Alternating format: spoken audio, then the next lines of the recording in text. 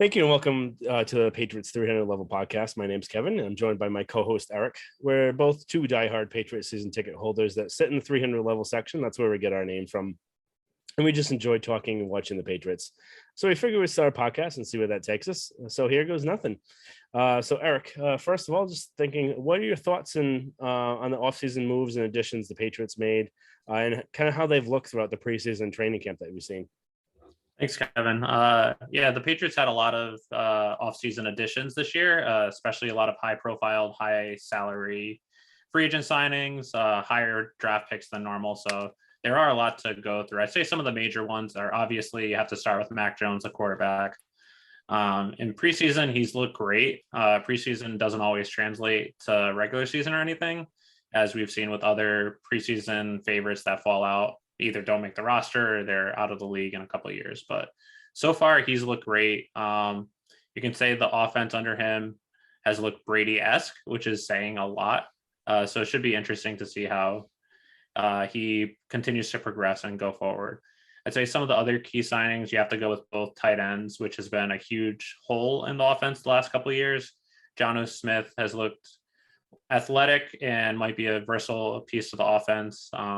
Hunter Henry, if he can stay healthy, can definitely be a great addition. Wide receiver Kendrick Bourne. I know he's had up and down preseason, but if he's able to recreate the productions he had in San Francisco last year, that will definitely help them. And Aguilar gives them a great deep threat that they've missed over the past 5-6 years. I'd say one of the biggest additions, especially after seeing training camp preseason, definitely has to be Matthew Judon. He seems like he gives the defense another just versatile option on defense that can. In preseason, he's looked great, and then the re-adding Kyle Van Noy is just under the radar signing that can definitely be a good addition.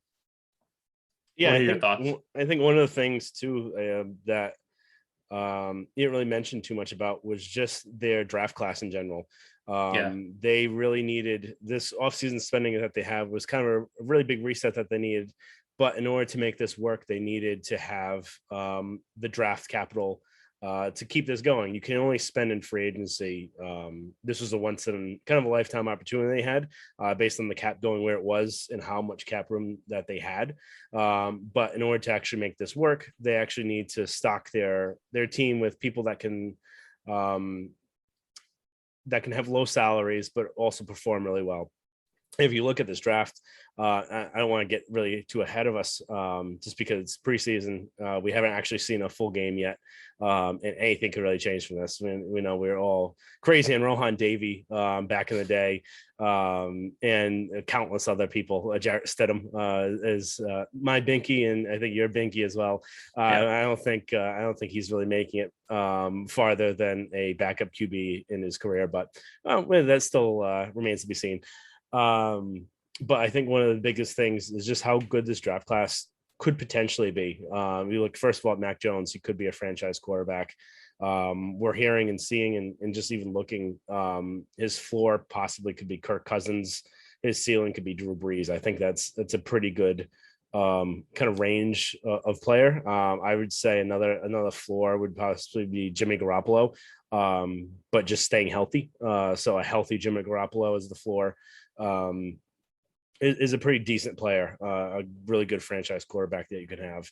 Then we go next to the second round. You get Barmore, who, with all looks that you're seeing, he looks like one of the best defensive tackles they've ever had as a rookie. If you even think back to Wolfork, he was a role player as a rookie, and right now they're playing Barmore in actual base defense. So that's a lot more advanced than they've done before with rookies. And then you go to Stevenson, you look at Perkins. Stevenson displaced Sony Michel, first-round draft pick, who yes, he was overdrafted in the first round, but he was still a dependable running back, starter and a backup. And then Ronnie Perkins, who may displace Winovich at some point this year. So if you just look the first 4 rounds in general, they actually have potential starters this whole year, which is saying a lot because the Patriots never play rookies. So if you can get 4 potential players that can have a really big impact, that is huge. So I think that's another thing that we just going to have to keep an eye on, see how Yeah. it continues.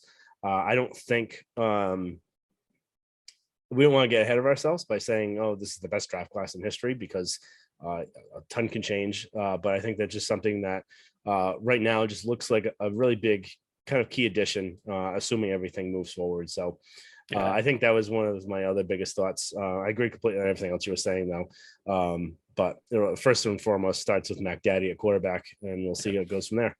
Yeah. And then I think another thing, it's not really an addition, but the year 1 to year 2 jump that a lot of good players make.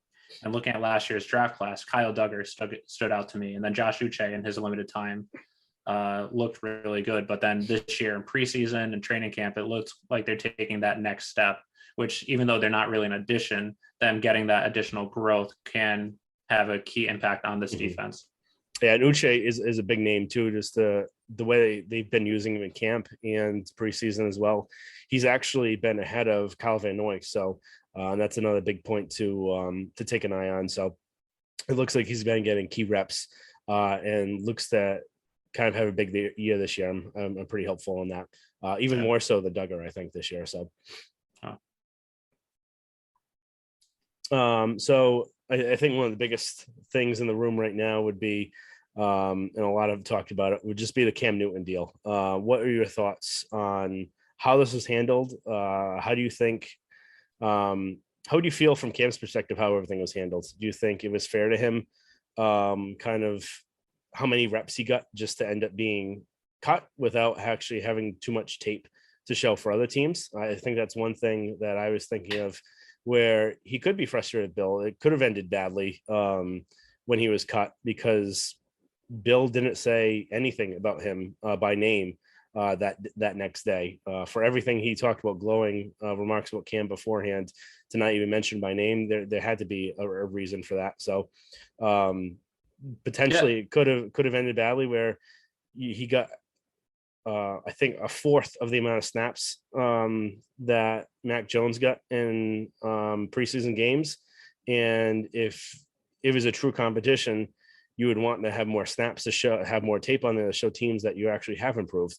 And right now, with seeing that film, the only game there was that actually showed that he possibly improved was the Eagles, and he didn't even play that many snaps in that game too. Yeah, no, that's a good point. I think going back a little bit to just him, the Patriots signing him in the offseason, just starting with that, I think it made sense for them because they needed to get a quarterback in order to recruit people in free agency, but also have someone that, if regardless of, you didn't know in the draft who was going to fall to you, you didn't know Mac Jones could have gone 3rd, and then Justin Fields could have gone still 10th, and then you wouldn't have had anyone at 15 unless you traded up. So I thought it made sense that they brought him back, especially the way his contract was written. There weren't a lot of guarantees where you'd be, if you drafted someone and you ended up going with them, that if you were to move on, that you were losing a lot in cap space or something like that. So I thought it made sense for them to sign him, especially considering what the other options were in free agency and via trades, especially since he knew the offense. I do understand that. I can understand why Cam might be upset, especially as you said. I think Bill did a good job from the beginning saying that Cam was a starter, so it doesn't put too much pressure on Mac Jones, but also since Cam knew the offense, I think Bill's thought going into the season really was that Cam was going to be the starter this year. I think it's just that Mac Jones really took a hold of the offense a lot better than they were expecting, and he progressed so much so that by the time it was the end of training camp, he was either at the level of Cam, maybe a little more, or maybe just under that level, but throughout the year was going to overtake him. And then going back a little bit to Brady when he was a rookie, or his first year when he was a starter, part of the reason why Bill went with Brady going forward and didn't go Brady, Bledsoe Brady, was that you have to have those snaps going forward. And if he kept Cam, he didn't want to alternate back and forth or something like that. So I think it makes sense why they moved on, but I can understand why Cam might be upset because Bill was saying he's the starter all along. And then just after that 3rd preseason game is when it just switched. And then even in that 3rd preseason game, he only had 5 throws. So I can see him being upset with that. And then also first and second games not having too many throws as well. So I can understand that. But I also think part of the reason why Bill didn't say anything afterwards was he didn't want to, he usually doesn't talk about people after he releases them or trades them. And I think he also didn't want to throw him under the bus. I think he really actually respects him. So that's my overall thoughts. But I wouldn't be surprised if he actually went to Cam and said, like, offered him the backup role. And then Cam just said no. And then out of respect, he released him so Cam could get a spot on another team. I'm not sure if that's what happened, but that really wouldn't surprise me.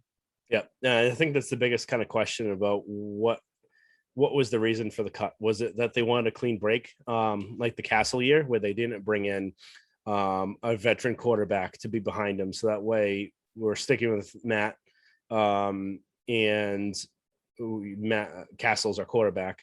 Is that kind of the situation here where Mac Jones is our quarterback? We don't want Cam's kind of hovering over him, kind of how Ryan Fitzpatrick was last year with Tua. Or was it a situation where things might have gotten ugly, or even things weren't ugly, but out of respect to Cam, he asked them, would you want to be a backup, or would you want your release to try and find a spot somewhere else? So it looks like we might find a little bit more tomorrow. We're taping on Thursday night. Cam's set to release a video tomorrow on Friday, the 10th. That's supposed to have a little bit of more of the truth about what happened. So just hopefully there's no bad blood between the two, just because Cam's a first-class person. And although I didn't enjoy watching him be quarterback for the Patriots, I really enjoyed his time here. So his leadership too, and how he conducted himself. Yeah. He said all the right things. He couldn't throw the right passes. So a Class A guy, not a Class A quarterback. So I think kind of piggybacking onto that, I think you kind of mentioned kind of the strong points of Mac, the leadership he's taken over. What other strong points have you seen on this team besides the quarterbacking? What other strong points on the team itself? Yes. I'd say defense first and foremost. Their front seven looks really good, to the point where it could be one of the best front sevens in football. That mixed with their defensive backs, which you could say the last three plus years has been the best part of the team overall. If you have a good front seven and passing downs, then you're going to make the quarterback make a decision faster than they have to, which can lead to takeovers, bad throws, which sets the tone of the defense.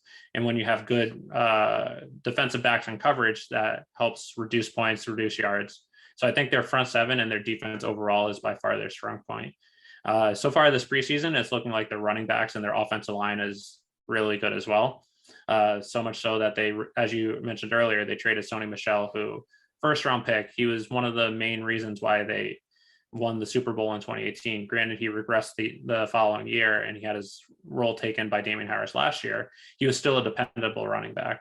And then their offensive line looks good with David Andrews back, Shaq Mason, the addition of Trent Brown. So I think the biggest, I'd say those are the strong points. The defense in general, but especially with the front seven, considering Gilmore's out for the next 6 weeks. Yeah. I think if I had to rank it top three, or just not even in any order, but I would say O-line, running back, and defensive front seven would be my strongest points. And I think Trent Brown's going to be a huge addition to this team this year. We saw what he did when he was back with the team a few years ago, and he's saying all the right things again, and he's looking like the player he was before. So I think he's also going to kind of come up huge if and when why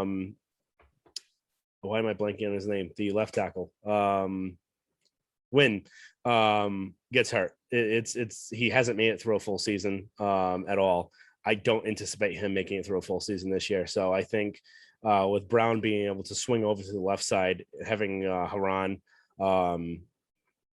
be able to play right tackle in that situation, I think that'll be really key for this, just to protect Mac Jones, make sure he stays upright, especially just because of that knee issue, which is a little concerning, but I don't think it should be anything too major if they're willing to get rid of Cam in that situation and hand the reins over to Mac. And running back, Damian Harris is, I would say, probably the best player on the offensive side that they have.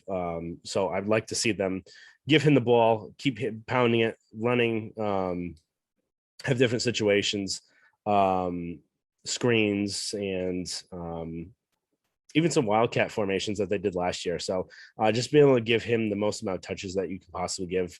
I'm a really big fan of just giving the ball to your best offensive player and seeing what you can do with it.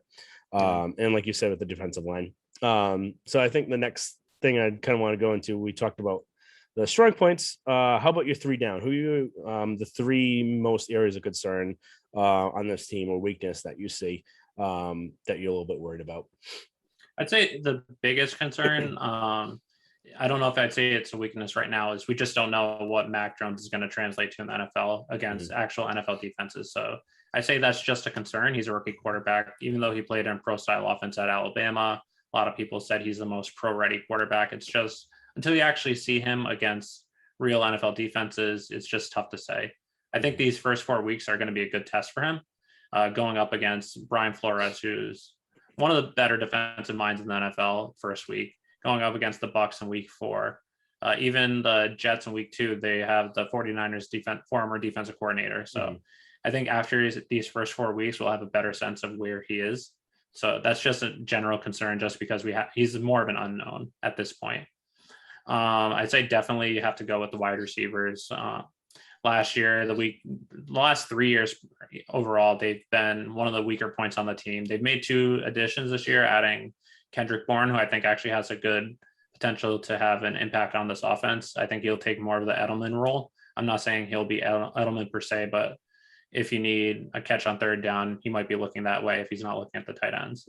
Then Aguilar, he had a great year last year, but he was a disappointment in Philadelphia, so it's uncertain where he's going to be going forward. So right now, your number 1 receiver is Jacoby Myers, who he was good last year, but I don't know if you're comfortable with him being your number 1 receiver going forward.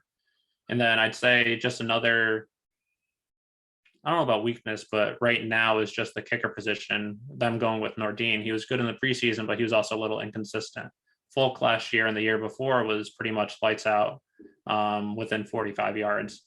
So if you're going forward with Nordine, just uncertain if he's going to be able to be consistent enough that you can depend upon him if it's a late game situation where you need a big kick. Yeah. I think one of the areas you kind of missed on would just be defensive backs right now. Not knowing kind of who's playing opposite of JC Jackson.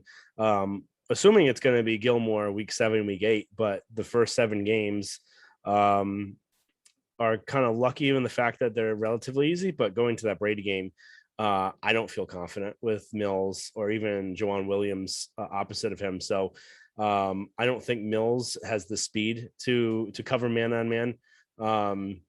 So I think they may have to go more towards a little bit of zone, which is not a great way to play based on how they played lately. They like playing a lot of man. So I think depending on who that corner is and how they do, that's probably one of my biggest areas of concern would be that. And I think second would be wide receivers, just because it's really unknown right now. So Jacoby Myers is definitely number 1 receiver right now. He's the most consistent. He runs the best routes out of everyone so far. Aguilar does have a lot of kind of shake and bake to his routes. He's able to get away from people. He's just got stone hands. So I don't know if that will translate over from last year, but there were no fans in the stands last year. So I think that may have helped him. And I think that may have helped a lot of different players that may have had career years last year, like Josh Allen. I don't think. I'm just going to say that. I think having fans back in the crowd, fans back in the stadium is going to be a big thing for a lot of players. So just a thing to focus on. And then I was going to go Nordine, but because you said that, I'm going to change it up a little bit. I'm just going to go to the tight ends. Staying healthy. Hunter Henry's never lasted a full season at all. And I know Johnny Smith has had some injury deals in the past, and he was already hurt a few times at his training camp. So having them stay healthy for the whole year is a really big concern, just based on their whole offense is going to be predicated off the 2 tight end set. So if both of them aren't able to go out there and you have this weak area of wide receivers, that's going to be very difficult on Mac Jones and the rest of the offense. So I think those would kind of be those areas that I'd be more concerned on. Yeah, that makes sense. I think going back to the defensive backs a little bit, I'd say the one reason why I don't see it definitely, if you're without Gilmore for the entire season, I think that can be a big hit. Even the first 6 games that you're going up against good wide receivers in Miami, even though the quarterback is questionable, but then going up against Brady in week 4. Questionable. Stinks. Exactly. He's still young, so I think he's not good, but you never know. But I think if JC Jackson he's great as a number 2 cornerback. I think the concern is going to be him. Can he step up against the number 1s, which he was a little inconsistent last year? Having Jonathan Jones as the slot corner, he's one of the best slot corner, probably the best slot corner in the NFL. It's just that one cornerback position. If you have put someone on your number 1s, or if you move JC Jackson to number 1s, and then that cornerback that's on number 2, whether it's Jalen Mills, Joanne Williams, or someone else. So I think that is a concern, but there is strength there as well. And then I think the safety spot is a strong point as well right now with Adrian Phillips, Duggar, and McCourty. So I think that I can see some concern, but also it might become an area of strength depending on how JC Jackson continues to develop and if Stephon Gilmore comes back. But if he doesn't, that definitely is a big concern. Okay, yeah, no, I think that makes sense. So going on, we talked about strong points, talked about weaknesses. Now kind of thinking record prediction. Where do you see how many wins? What do you think the actual expectations are? I don't think we need to really go game by game and kind of pull what's his name? The guy from New York that usually does it with the Mets. I can't think of it, that broadcaster. But anyway, I think kind of really the floor for this season would be 10-7, and with a ceiling of 12 to 14 wins. So I would say probably 12, but you could really tickle my fancy on 14. But I'll say 12 for now. Just to keep it light. You have a rookie quarterback, but Roethlisberger did go 15-1, I think, his rookie year. So it is possible to go higher, but just how strong the schedule gets towards the end of the year just could be a little more problematic. So you're obviously going to split the Bills. The Brady game will be close on that sort of thing. So realistically, I see this team going 11-12 wins. I think that's a pretty good spot for where they are. I think they won 7 games last year. They were in a few of the losses. I think there are 4 losses where it came down to the last drive and they had the ball. So it could have really gone either way.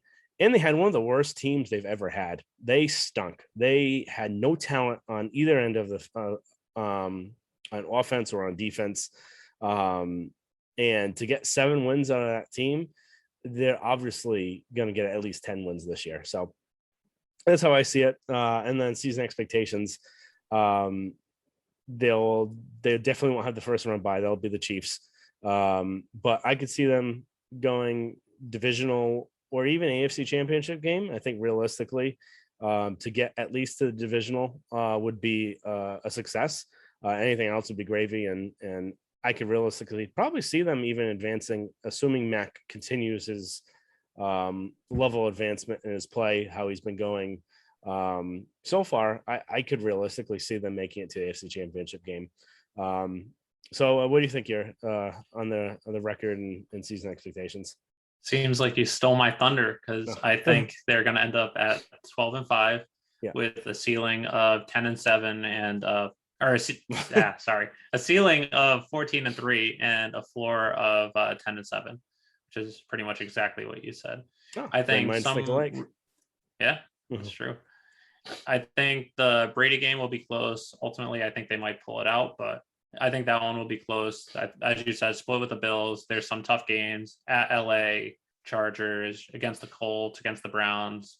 So I think, as you said, with a rookie quarterback, I think 12 wins is reasonable. Their strength of schedule, it's not as strong as in recent years, just because they were the 3 seed in the division last year, but there are some tough games. So I think it obviously depends on the health of Mac Jones. If Mac Jones, God forbid, goes down with an injury week 1 and you have to go with Brian Hoyer the rest of the way, then all bets are off. But I wouldn't I think sleep if on he Brian Hoyer.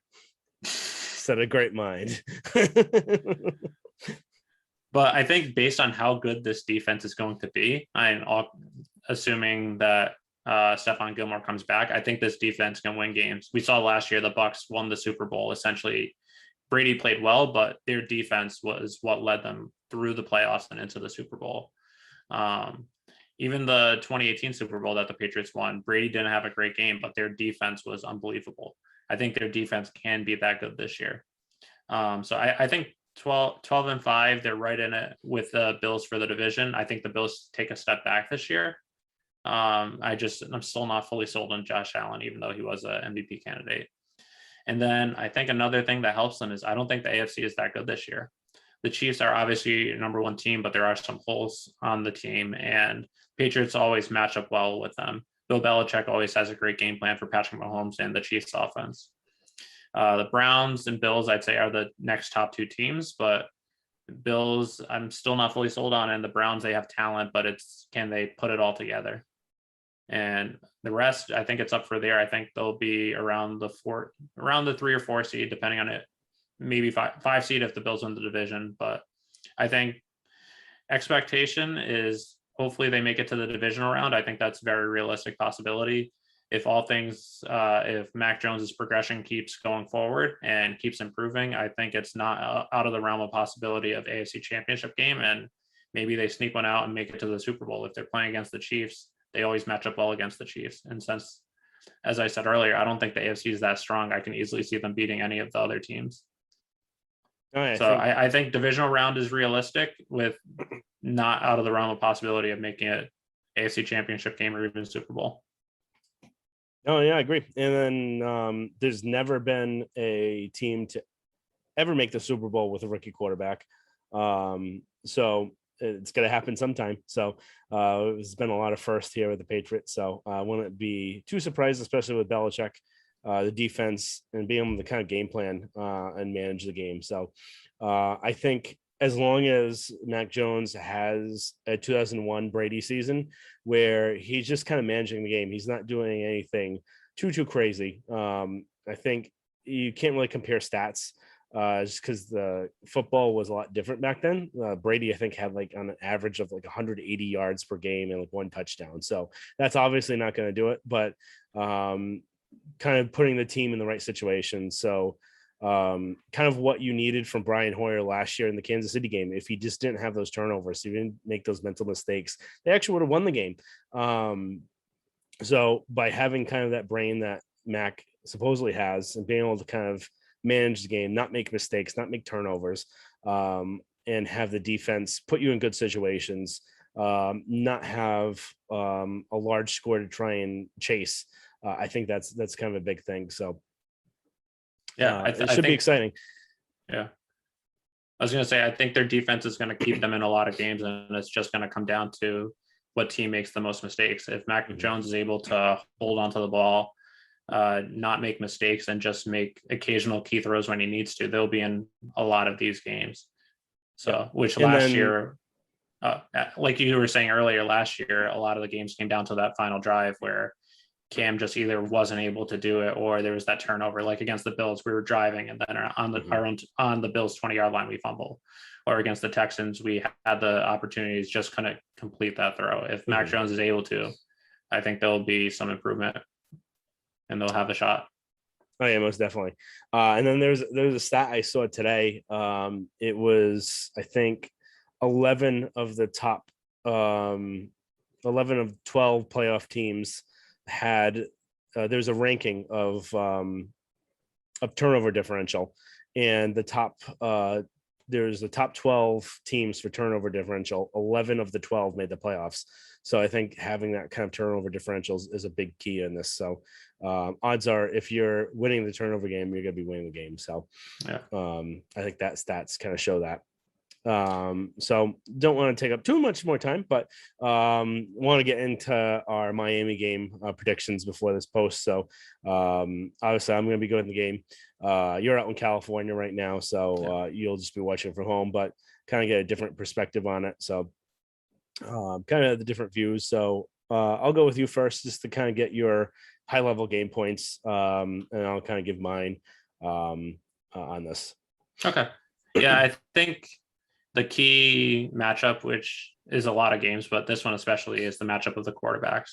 Tua, which I know both of us don't think he's a good quarterback. He doesn't seem to have the arm strength, and I don't think he can make those throws. If the Patriots defense can make Tua get some turnovers, throwing the balls into places where he shouldn't, I think then Patriots will have a good shot of winning. And then also, this is going to be Mac's first real test. He's going up against a good defensive mind in Brian Flores. The Miami Dolphins defense is pretty good, and they held the Patriots in the second game last year. They held them to not much on offense. So I think the matchup is definitely the quarterbacks versus the opposing defenses. But I think, and Miami especially, they added some offensive firepower this year with some wide receiver signings. Then they got Waddle in the first round as well. So it's going to be a good test for our defensive backs, especially this first game, considering how we go against these pretty much four really good wide receivers, seeing how we do. It will be a good test, but I think Tua just doesn't have it. I think the Patriots will end up winning by probably about 10 points, but it'll come down to defenses. Yep. Which one can make the turnovers. Yeah, I think the Tua line is kind of the quarterback is the biggest thing that you talked about. All the Alabama receivers that were coming out this year, everyone was asked which quarterback would you rather take, and every single one of them mentioned Mac Jones. So I think that's one big thing to mention. And the fact that Tua's got a noodle arm, he throws lollipops out there. He just doesn't look like he commands the offense that well. So until something changes and changes my mind, I don't think he's going to be a great quarterback in this league. And I think the Dolphins, there's a reason why there keeps being rumors about Deshaun Watson, which would be scary as hell if that happens. So yeah, the one bright side, if it even does happen, would be one, he could possibly go to jail. And then two, Brian Flores could be losing that locker room anytime soon. A lot of stuff has come about him. He fires very quickly. He seems very indecisive with his staff and his players. Kyle Van Noy seemed to be very irritated when he left. And so is Ted Karras. Both of them didn't seem like they had a good experience down there in Miami. So I think Flores could be another aspect, not for this game, other than that defensive aspect, but for their season in general. I think this is a big year for them. If they don't do well, if they don't kind of advance, he could be on the hot seat just based on what's been going on down there. I certainly would be very wishy-washy with him right now, just by how wishy-washy he is with his staff and players. I was looking up right now. Point spread has the Patriots favored by 3 points. I think you got to hammer that. They're going to win by at least 2 scores, I think. 10 to 17 points to win by. And point total 43.5. So I think I would go the over in that route based on that. So I think Patriots likely, I could see anywhere 28 or 31 to 13. Did that even add up to the over, like I was saying? I think it did. 28 to 13 does not, but no, well, I'm still taking the over. Yeah, I think like 27, 31 to 17 is a good number for at least what I think the game's going to be. Yeah. Well, the other thing we got to factor in too would just be missed extra points. Depends. I'm assuming Nick Folk is going to be active on the first 2 games along with Hoyer, but we don't know. I can't imagine them trusting a rookie at first, unless they're waiting. If they're assuming they're going to win the Dolphins game and saving Folk for the Bucks, but I don't really see they would do that just based on how much he values special teams. So I think that's just another thing if you're factoring for your points, just to factor in just those missed extra points. So, but I don't think it's going to be too big of a challenge for the Patriots. I think it'll be a nice kind of entryway in for Mac Jones, but also a little challenge for him just going up against that defense that Flores has. He's very aggressive with his defense. So something that really worked well for the Patriots. I think just going back, something I kind of didn't mention before about some of the worries would just even be the defensive coordinators for the Patriots. This is a really big make or break year for Belichick's son and for Mayo. So 2 years ago, they had one of the best defenses against some of the worst teams that they played, but then down the stretch, they collapsed. So was it really the defense or was it the teams they played? And then last year, you can't really judge them based on how little talent they had. So this is, I think, really a big year going in for them just to see how they do with this talent. If they don't get the most that they have out of it, then there could be a lot of looking in to see what Bill's going to do about that. Will Bill take a bigger role even more than he does right now? So right now, what people are saying really controls the defense is that Bill puts the game plan together. He does kind of a paint by numbers chart for his son, which I'm forgetting. It's Steve, right? Yeah, Steve. Yeah, Steve. Steve's the quote unquote defense coordinator. Brian's the safety coach, I believe. Okay. So he gives Steve like a paint by numbers chart where if you're in this situation, you're going to call this play. So he kind of sets it all up for them. But that always doesn't work in the best situation because you got to kind of go with the flow. You can't always do there isn't one situation that always works well with it. So kind of play calling, you're gonna have some gut feeling for it too. So I think Bill maybe have some input with that, but it doesn't sound right now that he gives Steve too much of input during the game. So we'll just have to see how it looks. If it looks well, then we don't really have to question it. If it doesn't, we'll have to kind of see maybe how they should be looking at it. Should Bill take more of a role? Should he get someone else in there that may be able to help? Should maybe Mayo take over play calling? But that may just get kind of sketchy with the fact that Steve's his son. So how do you really how you fire your own child? So that's just the one thing that kind of gets a little hairy by having your own children on the coaching team. I think it's good so that way he has them close to them. I think it's something that a lot of coaches like to do. That way, when you're coaching, you don't have a lot of time with your family. So having them alongside you while you're coaching, it kind of brings them back to you. But that's a question. That's a topic for another day. I think we're kind of rambling right there. I think one point I would just add though is in 2019, which is where you started, which I think is a good point. But the first 8 games were historic defensive levels. But what a lot of people don't remember is the second half of the season, they had a lot of key injuries on defense. Jonathan Jones was hurt. Jason McCourty was hurt. And due to those 2 cornerbacks being injured, they weren't able to play the same defense that they normally play a man-to-man. They had to play a lot more zone, which I think led to other teams like the Texans and tearing them apart. But I think that's just something to consider. I think last year in some games, their defense looked good enough, but then there were others like the Seahawks game where they just couldn't stop anyone. So I think it's something to keep in mind, but me personally, I don't think it's as concerning, at least at this point. All right. So I think we both gave our kind of our surmise for the Miami game. So I just want to wrap it up. Thank you again, guys, for listening. Just a little update what's going to happen. Eventually, we're going to have a website up, have some blogs going down, and potentially some film breakdown on there as well. So enjoying getting this kind of going and started. And listen to us next time. All right. Thank you.